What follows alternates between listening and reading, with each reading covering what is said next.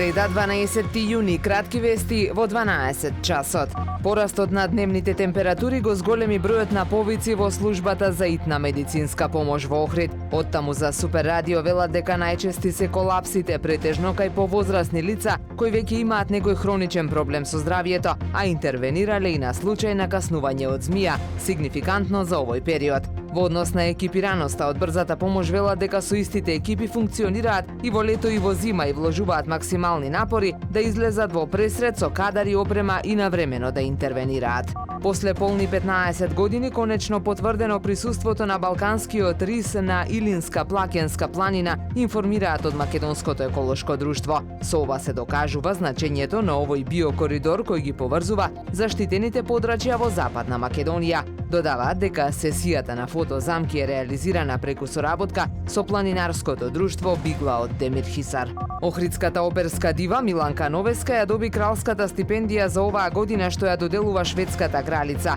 Беше голема чест за мене да се настапи за кралицата Силвија од Шведска. Целиот тим заврши неверојатна работа и напиша нова историја, вели Миланка, по добивањето на стипендијата. Ваква стипендија може да добие само некој кој има работено во Кралскиот театар. Неодамна Джереми Карпентер, солист во Кралската шведска опера во Стокхолм и основач на вокал мастер-клас Стокхолм, порача дека со убавиот глас и техничките атрибути што ги поседува, Миланка Новеска заслужува оперска кариера.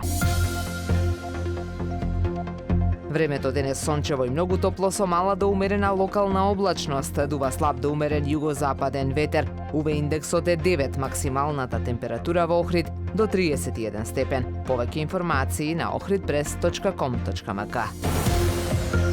Уредник и водител на вестите Даниела Спасик. Технички реализатор Реджеп Селман.